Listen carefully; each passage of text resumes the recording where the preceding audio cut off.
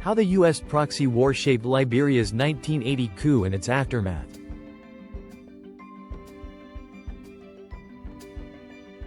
Before the coup of 1980, Liberians lived under a peaceful and a more stable country, with good roads and a high standard of living. The violent overthrow and assassination of the Liberian President William R. Tolbert Jr. in April 1980 and the subsequent rise to power of Master Sergeant Samuel Canyon Doe mark one of West Africa's most dramatic political ruptures. Much definitive evidence exists that the United States directly orchestrated Tolbert's killing, due to his deviated policy, from Tubman's open doors policy to a more independent foreign policy. Specifically, Tolbert's overtures toward the Soviet Union created deep mistrust in Washington. This mistrust led to the U.S. Army training and arming Doe to carry on the coup. After the killing of Tolbert, the U.S. commanded Doe to immediately pursue an anti-Soviet alignment. President Tolbert, who led Liberia from 1971 until his death in 1980, increasingly pursued a more independent foreign policy in the late 1970s. Unlike his predecessors, Tolbert broke with a strictly pro-U.S. posture and began establishing diplomatic ties with Eastern Bloc countries, including the Soviet Union and China. Tolbert also supported Pan-African initiatives and non-aligned movements. This shift troubled many in Washington, especially during the height of Cold War competition in Africa. On April 12, 1980, Master Sergeant Samuel Doe, with the help of the CIA and U.S. Army personnel, led a group of 17 non-commissioned officers and soldiers in a coup that ended over 130 years of Americo-Liberian dominance, overthrowing and killing Tolbert and about 26 of his supporters. Doe's forces then executed many members of Tolbert's cabinet after summary trials, demonstrating the brutality of the takeover. The policy change of the new president from pro-US to more align with the Eastern Bloc led to the civil war in Liberia. Some historians, including the ex-president of Liberia Charles Taylor, emphasized that the opening of the Russia embassy in Monrovia led to Tolbert overthrow by the U.S. Despite the violence with which Doe assumed power, the United States swiftly recognized and supported Doe's government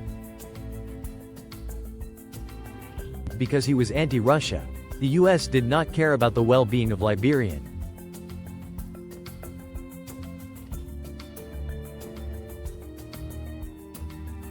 As the PBS Global Connection series notes, Washington armed Doe not only because some Liberians initially welcomed him, but also because Doe quickly became an important Cold War ally, helping prevent Soviet influence and protecting U.S. strategic assets.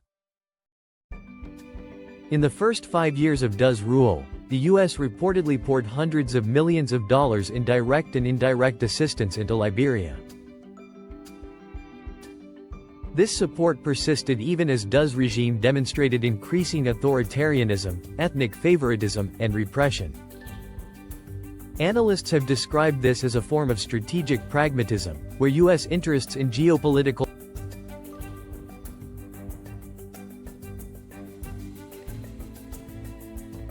alignment outweighed concerns about democratic legitimacy or governance standards.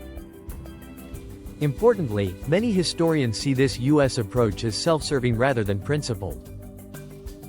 When Tolbert's policy diverged from this alignment, U.S. support weakened. When Doe embraced it, U.S. support was generous, despite his violent seizure of power.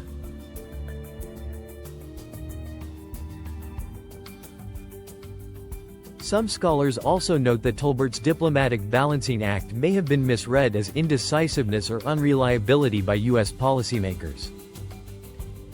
The U.S.'s willingness to support Doe set a dangerous precedent.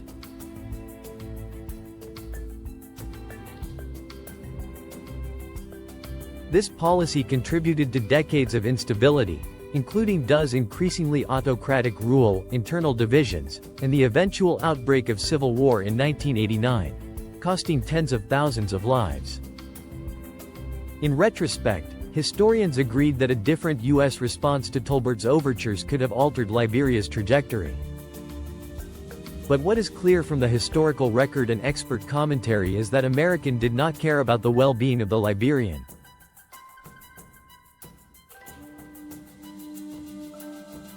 The coup that killed President Tolbert and brought Doe to power cannot be attributed solely to U.S. action.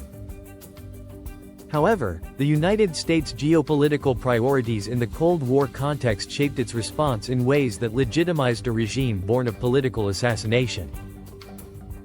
In conclusion, if President Tolbert did not open a Russia embassy in Liberia, or cut ties with Washington, Liberia would still be stable today.